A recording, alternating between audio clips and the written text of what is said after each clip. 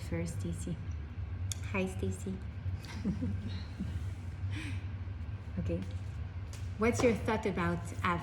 Is it like a happy moment for you? Are you excited this summer? It's like, are you sad? Or does it remind you of, I don't know, like anything special? Sadness, mourning, Morning. Mm-hmm. I would say it's like at the wrong time of the year. Like it should be like in January. The 9 days stink. That's what I say. I hate fasting. I hate fasting. That's what I think too. It's a hard fast. Yeah. I grew up in Paris, and Tisha B'Av ends at 11 p.m. And it was like, That's it was, crazy. yeah, Do you it's even stay crazy. up to break the fast? Yeah, you do because you're so starving, but you nap the entire afternoon.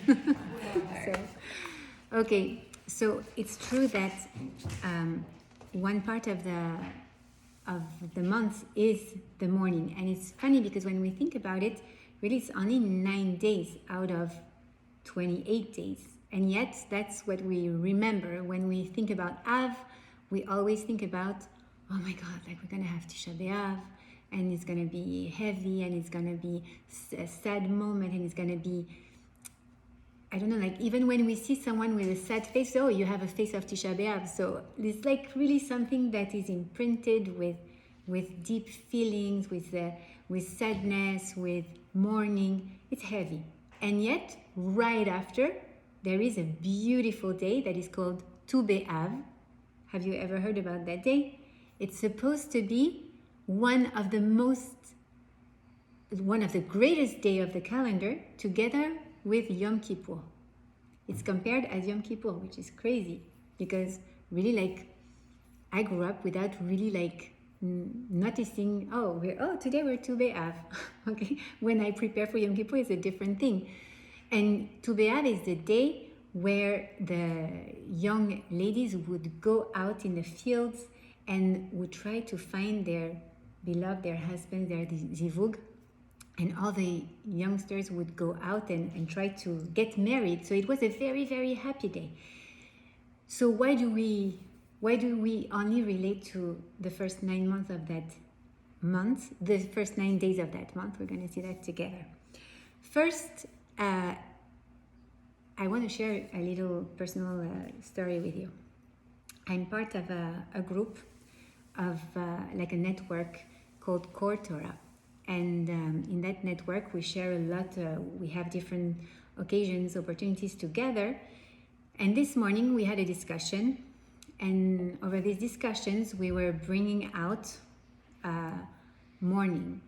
And unfortunately, in our communities, recently, there has been so many sad opportunities to mourn. Again, last week on 41st Street, not last week, but a few weeks ago, a mother of 45 years old passed away like that. She was misdiagnosed with a heart attack, leaving behind her a family. We have been like this friend of mine from Cleveland was telling me, like, recently it happened, like the same story to 3 people, 2 moms and 1 dad in their 40s, apparently healthy, and like that they left with no. I think you mentioned last Friday, my husband's from Cleveland, there's a 2-year-old baby that Yes, didn't wake up. also, yeah, so horrible things. Yeah. And in our community in Bay Harbor Islands, we had this little. By the way, if you're okay with that, we'll dedicate the class tonight for the refuah shelema of Rafael Chaim Meir ben Sima Chasha, who drowned 2 months ago, and he's still in a coma, and we're still praying Bezrat Hashem for him to recover. How many bad news should we hear again and again? Every day there is something new, and whether it is from Israel, whether it is from France, whether it is in Cleveland, in Texas, in Montreal, it hurts our Jewish heart. We don't know those people, and yet it hurt us, right? We feel the pain inside of our heart. The little boy that we never met, but we know that it's a Jewish neshama, and it hurts, and it's so hard. And we want to cry to HaKadosh Baruch Hu. Ad matai? Until when? Until when are we going to witness such tragedies? Until when are we going to have to go through so much suffering? Until when are we going to listen to those kids who are 18, 19 years old, who are chagalim in Israel, and who are living their lives to protect Eretz Israel? Until when are we going to go through that? We want Mashiach now. We really want Mashiach. Why? Because we want to be reconnected to Hashem through Mashiach. We want the oneness that we once had with Him. We want to feel comforted. We want to feel embraced by His arms. We don't want Him to hide from us anymore. We want His presence to be revealed, right? It will be so comforting for us to have Him, to see Him, to know that He's here behind all this tragedy, and that this should all stop.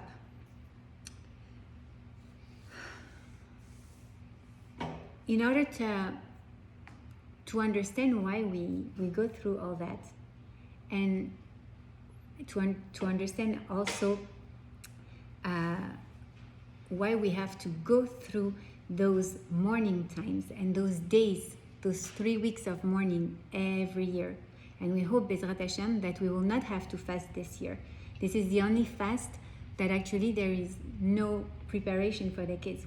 If you have a kid who is not bar mitzvah yet, he doesn't need to fast on Tisha B'Av. Why? Because we hope, Bezrat Hashem, that if the fast has to be this year, next year, we hope HaKadosh Baruch Hu will send Mashiach and we will not need to fast. So he doesn't need to get ready and to be prepared for that, because hopefully next year there will be none.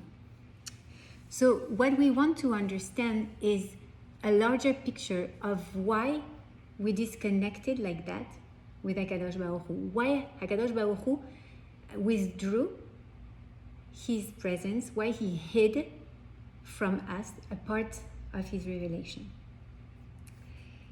And for that, I want to tell you a little story.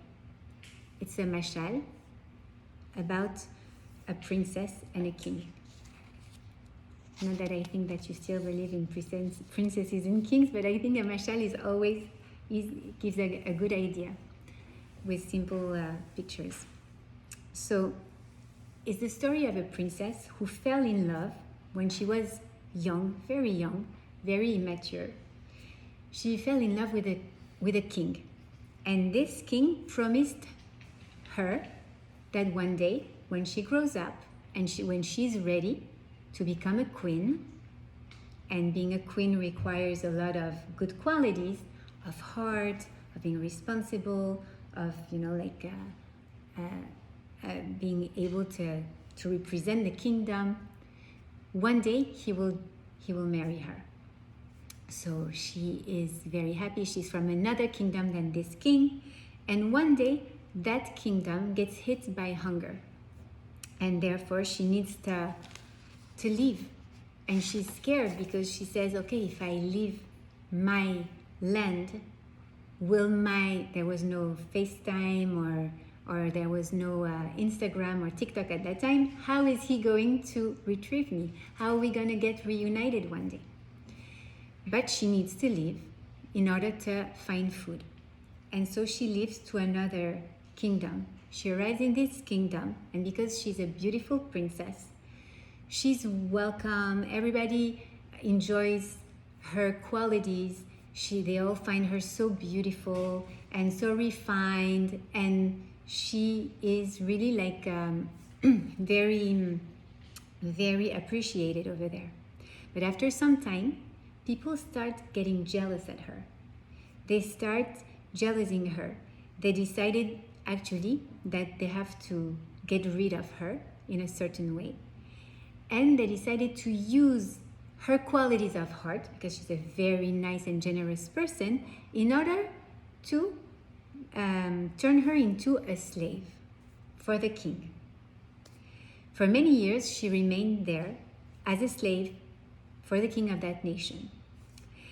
And she still had in her heart this dream of getting married with her king. One day, you know that, have you ever seen Disney movies when you were little? When they sing la la la la la la. I don't know the lyrics in English, I know them only in French, but basically she's waiting to get married to her king, okay? And she's dreaming about that. But Leat, slowly, unfortunately, the suffering of slavery make her forget who she is. She's just a slave today, and she has to survive, and she let go of all her quality of heart. She let go of everything that makes her royalty. And slowly, she even forgets about the king and her dream to get married with him.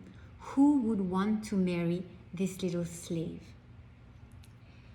One day, the king decides to go and visit that kingdom. And he sees that slave and he recognizes her. And he decides to propose her, to help her out of this state of slavery, to negotiate with the bad king for her to go out and to be freed out. He tells her, but you will have to promise to me that you will have to work on yourself to regain your royalty if you want to be my queen. She says, yes, I want so. And I believe it can be possible for me to become again a queen, a potential queen. He negotiates with the bad king. He manages to get her out of slavery.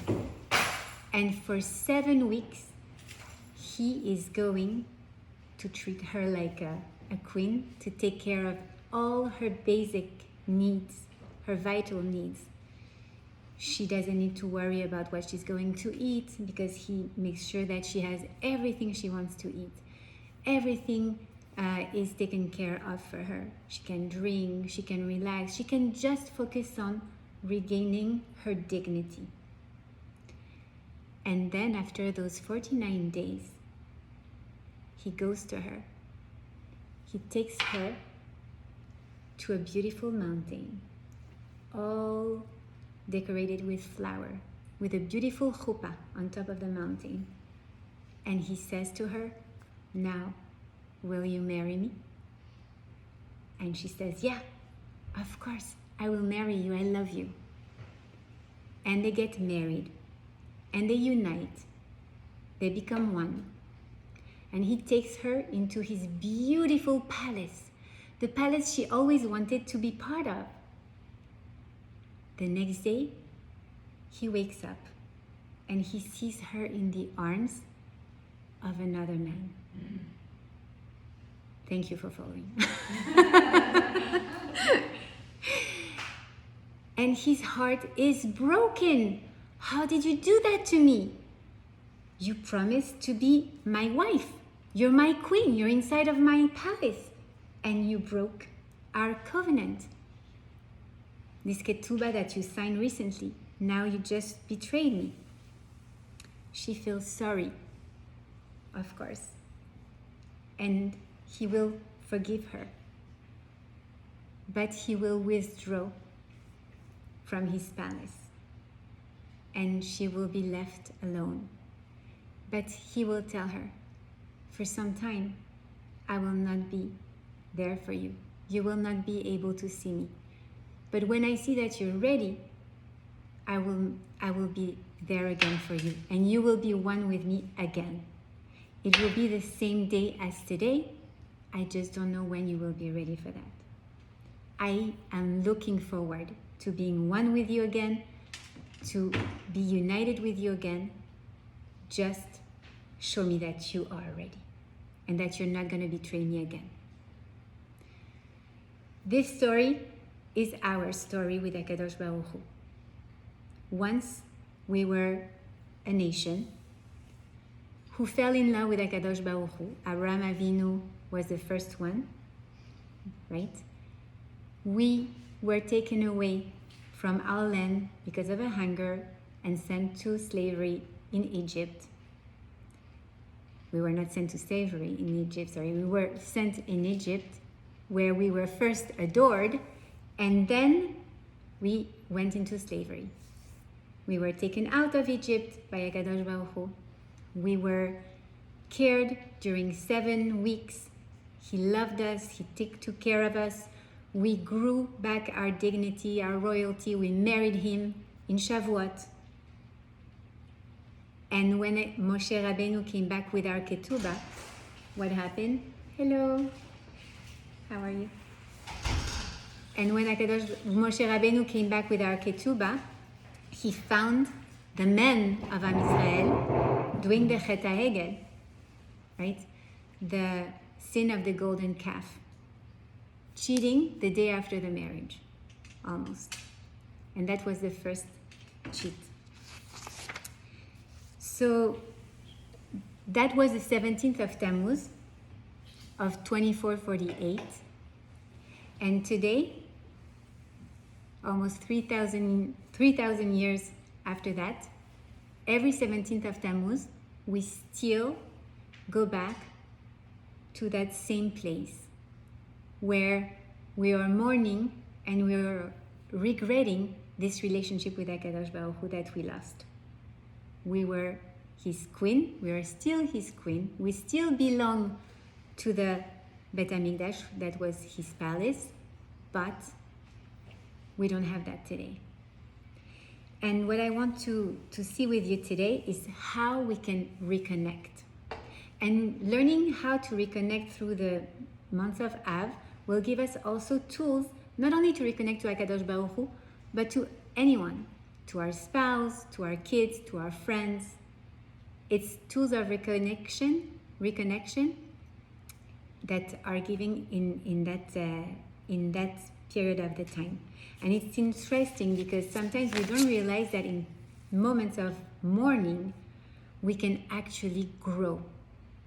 But we can. It's during the winter, you said that it should be in the winter. It's during winter when everything seems to be dead and calm and asleep that we celebrate to Tisha B'Av, Tu B'Shvat. Tu B'Shvat is what? Is the first time the sap goes up the trunk of the tree and prepares for the fruits of the summer.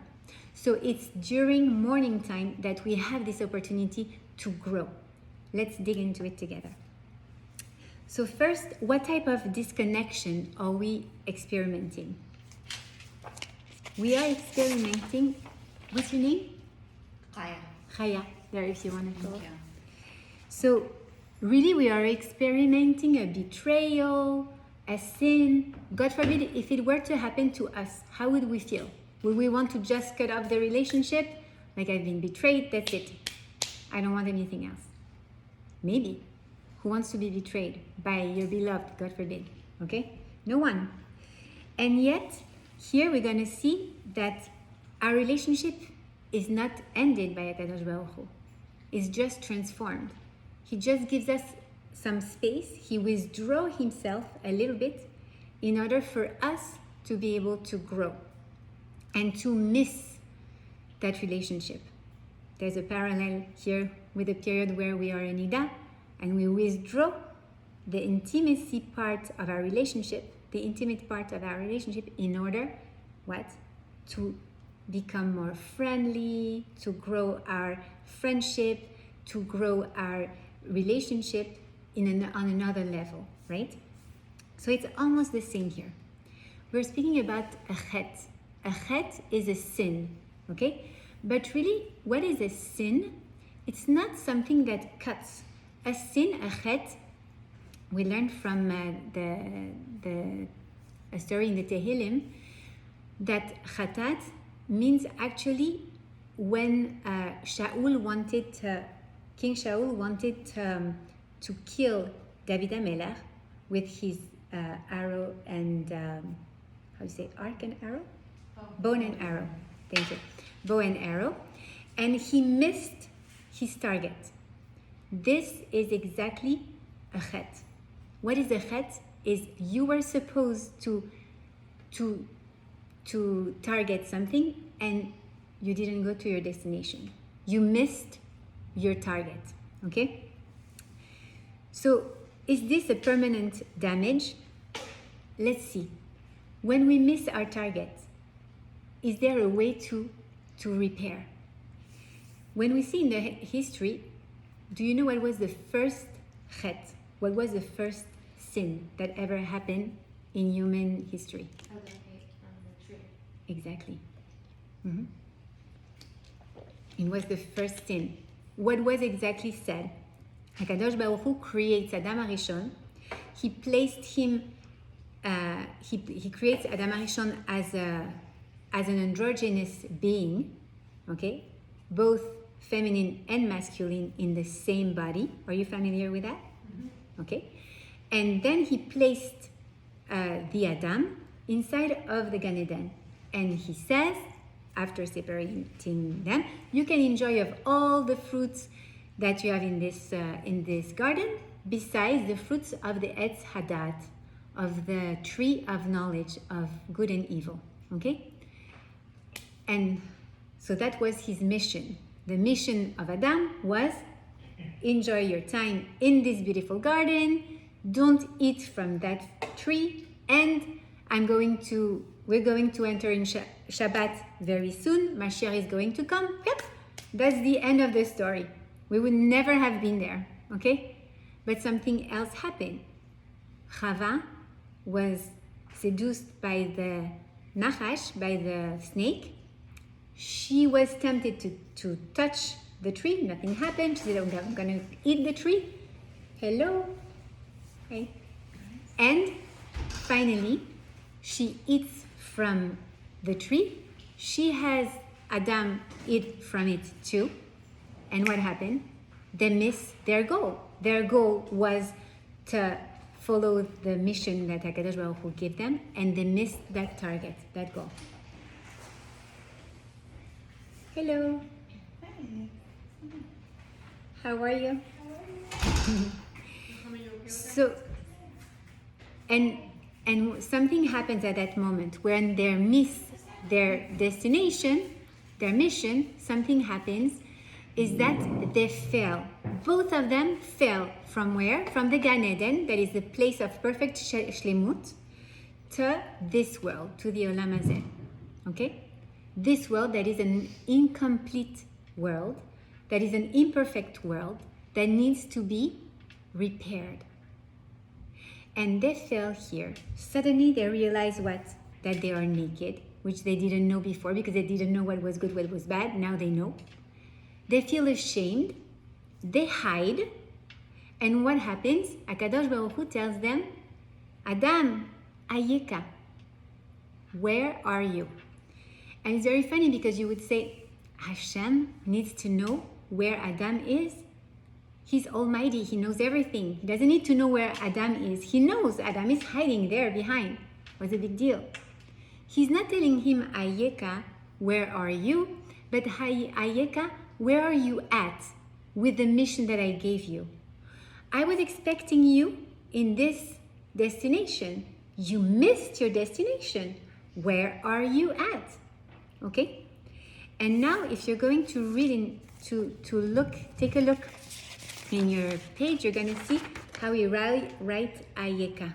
And it's very, very similar to something else that has a link with Tisha B'Av. Eicha. That's right. Eicha is the name of the Megillah that we read on Tisha B'Av. And how do you write Eicha? Just like Ayeka. Exactly the same.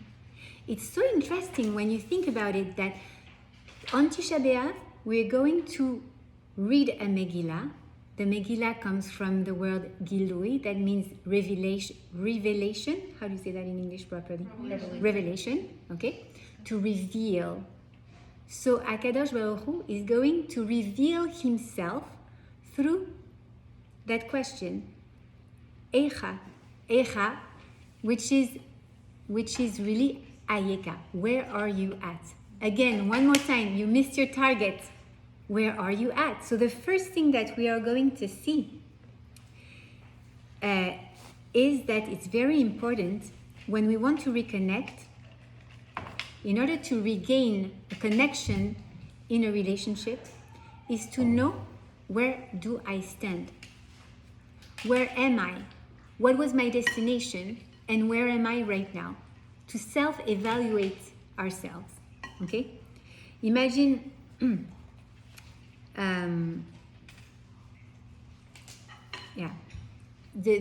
Megillah of Echa is actually very interesting. I don't know if you have ever studied it or ever read it, because sometimes we're busy doing something else on Tisha B'Av, so we're not always like the men reading the Megillah, but it's a Megillah that divides itself into 5 parts. And the first part is how Jews used to live in the times of the first Bet HaMikdash in Yerushalayim, and how it was so beautiful. It was so beautiful. Kadosh Baruch Hu wants us, and the sages want us, to realize what we lost, to realize the beauty of what it was. Why? Because if you are, for instance, a couples coach, which is also my case, okay? And I have a couple in front of me, and they've been married for 20 years. And they're telling me that they're going through a huge problem of Shalom Bayit. What do you want to relate them to? You want to relate them to a good moment of their lives. What connected you at the very beginning? Maybe we can try to find out how we can reconnect to that, how you can go back to that. So the first part of Echa is actually reconnecting ourselves to the beautiful connection we had with HaKadosh Baruch Hu. There are some descriptions that I had no idea when I started studying the Megillat Echa. In the first part, for instance, they give you some details about how, like, someone who was living in Yerushalayim at that time, if he were to travel Chutz La'aretz, outside of Israel, non-Jews from anywhere would welcome him like a king and would offer him a chair of gold. Why? Because Jews in the time of the first Bet HaMikdash were recognized as the light of the nation, which is one of our destinations, one of the missions that HaKadosh Baruch Hu gave to the Jewish people, is to become a light to the nation. Okay? So that was really like a beautiful, beautiful moment. And then, unfortunately, we go through 4 different chapters where then you will see all the tragedies that hit Am Yisrael in the moment after the destruction of the Bet HaMikdash. And this is also very interesting to read, because it shows us the sudden switch and the suffering. And we were starting our Dvar Torah today, saying how, like, we are feeling so hurt by all the tragedies that we hear from communities in Cleveland. You know, they had like also a crash, an airplane crash in January. There were, here in Miami, we also hear so many tragedies. We hear tragedies everywhere, and we feel like it's so painful. Well, if you read just a few details about Echa, for instance, I have a few quotes here. The city, once crowded with happy celebrants, now abandoned and lonely, like a woman in living widowhood. For her husband Hashem lives eternally, but has temporarily rejected her. The population of Jerusalem dying of starvation, a fate worse than death by the sword. God acting as an enemy, babies crying to their mothers of nourishment, pouring out their souls into their mothers' bosoms. Once merciful mothers driven out of their mind, banding together to eat their children. Like, it's things that we can't really even relate to. It's crazy. It's so painful. And yet Echa is bringing us to that. Why? Because we need to feel uncomfortable. Why do we need to feel uncomfortable? Because if we want to change, if we want to grow, if we want to reconnect, we have to understand that even if we live in America in 2023, and honestly, it's pretty comfortable. I come from Paris, and Paris is not Baghdad or Tehran, I don't know how we say. But it is a place where it's not great to walk in the street with a kippah on your head, okay? And I grew up with insults and people spitting on my face because I was a Jew. So it is very comfortable for me to live in Miami in 2023 as a Jew. But I should never forget, and that's why we read Echa on Shabbat, that this is nothing compared to what we once had. And I should not feel so comfortable here because I don't know what I'm missing. But I'm missing a lot. And I need to long for that connection, that oneness with HaKadosh Baruch Hu again. So first thing, in order to rebuild a connection with Hashem, but it's true with our husband, it's true with our friends, with ourselves even, is first Ayeka. Where do I stand? Okay? Echa. Remember that you're not comfortable right now in this situation and that you want to go back to a better place, or from the past or from the future, okay, to rebuild something new. Then the other thing that we read in Echa is, we call them the kinot. The kinot is the elegies. How do you say in English? Elegies? Eulogies? Okay. Lamentations, cries, like it's very strong. Basically, those are regrets, because when we live a relationship that has been disconnected, imagine a problem of shalom bayit between a husband and a wife. We want at one point to reconnect. We need to regret. We need to say, like, you know what, like, I'm so sorry. I'm so sorry if what I did hurts your feelings. We have to validate the other person's feelings, right? We have to be able to understand, to receive that, for instance, okay, I said that about your mother because she stayed for 3 months, she came from Lakewood for 3 months and she stayed with us, and she criticized my children every week, but it sounds familiar, but I'm sorry that it hurt you so bad. I didn't mean to create a distance between you and I just expressed a feeling. It's so important, if we want to reconnect, to validate the feeling of the other person. By validating, I mean just recognizing that this person felt like that. Okay? And having regrets also. I'm so sorry if I missed my goal. Or he's so sorry, the husband, if he missed his goal. What is the goal of marriage? Is oneness, unity, connection. Okay? So, and how do we know that regrets, validation is so important in rebuilding, reconnecting? Is that if you take, and I wrote it down here, if you take the word kinot in Hebrew and you know how to play Scrabble, you change the letters, you're going to write tikkun. Tikkun means reparation, fixing. Okay?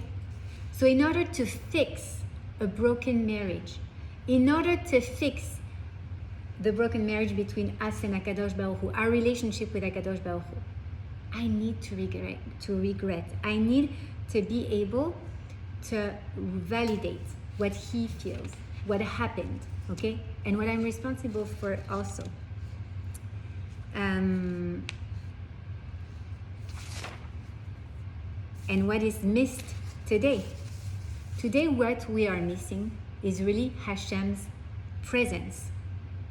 The revelation, I'm sorry for my English in revelation, I never know how to use that, where to put the revelation. Did you understand what I mean? The revelation of his presence among us. This is what is really dearly missed, okay? One key to repair is to place him in front of us, even if we don't see him. If we manage to place Hashem in front of us in any situation, then we are reconnecting with him. So it's easy to think, oh, I know I don't know if they teach that in Inter SMS in the pre-K, in nursery, but I had my kids in nursery in a Chabad school at first.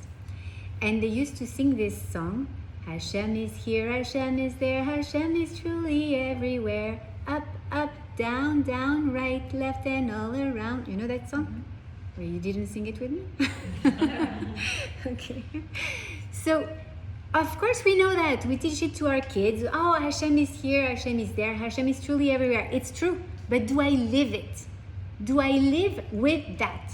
And what does it mean that Hashem is everywhere? And again, because I have like a mind that works very well with images, I'm going to share one image that I made up for you. Not for you, for me, and then I'll share it with you. It's the story of two twins, okay? They are in the tummy of their mommy. The mommy is still pregnant with twins. And one twin tells the other one, hey, hey. So the other one says, yeah, what's going on?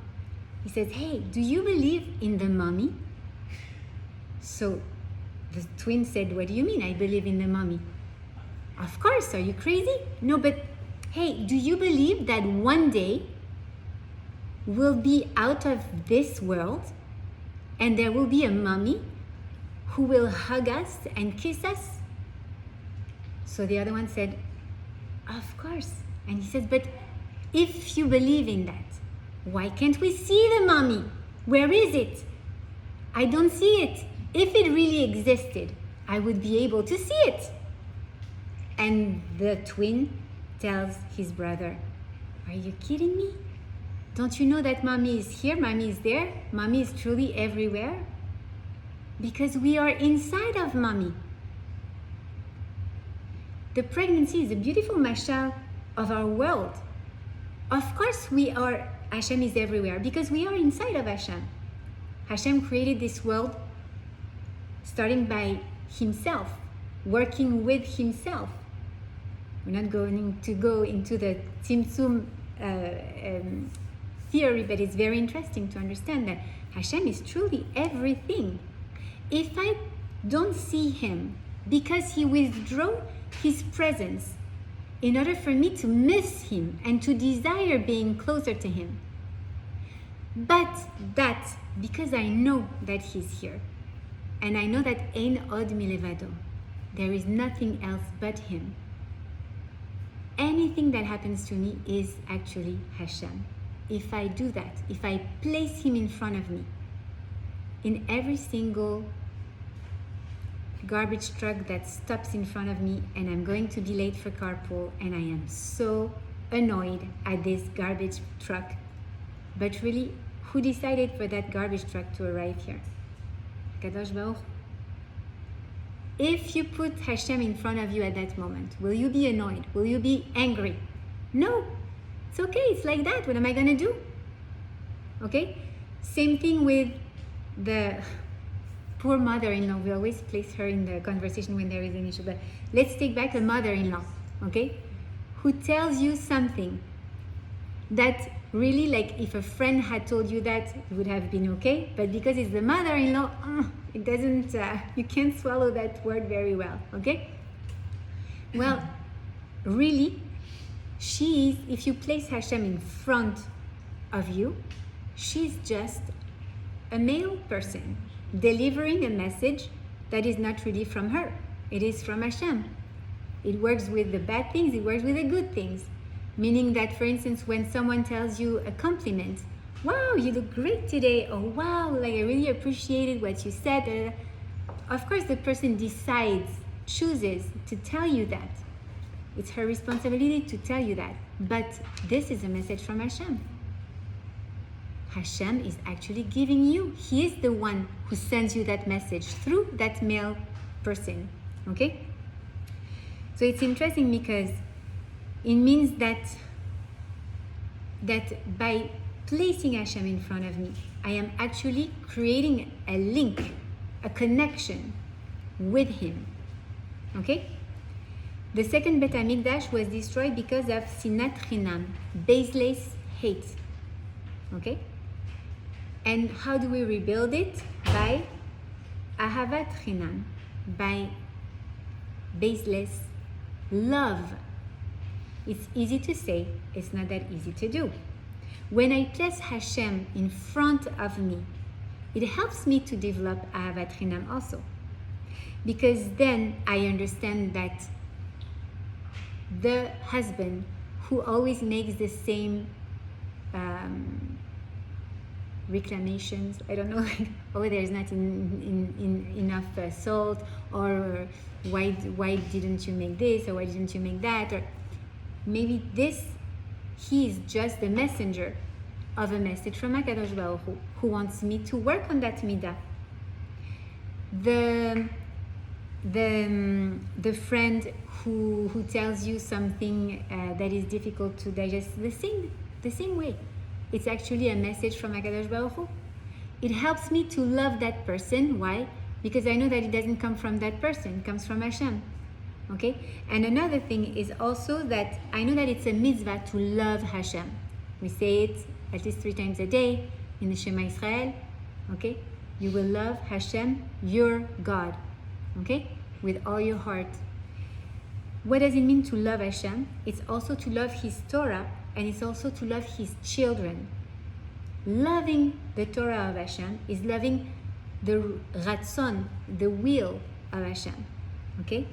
And it's also loving His children is described as the most important principle of the Torah. Ve'ahavta l'reacha kamocha. You will love your fellow like you love yourself. So creating this connection, putting Hashem in front of you, helps you to rebuild actually like a real link of love, and to rebuild the Beit HaMikdash, what was missing, what destroyed the Beit HaMikdash. Okay, this is the antidote to the Sinat Chinam. Okay, so really, it's true that it's difficult to be in a mourning process. We go through, we call it the 3 weeks of strictures, right? We feel like uncomfortable. We feel that it's narrow. We feel very oppressed almost. But we have to remember that this is exactly how HaKadosh Baruch Hu made it possible for a potential to become reality. Again, let's go back to pregnancy. How do we give birth? Through labor. And we probably all have kids here. We all went through the labor. We all know how painful it is, even if we have a C-section. Okay? The contractions, the stricture, the difficulty is actually the way HaKadosh Baruch Hu found in this world for us to be so uncomfortable that we need to go and seek inside of us what are the most important, what are our tools, resources, in order to overcome that situation and to grow out of this situation, to repair what was broken in the past, or to give birth to a new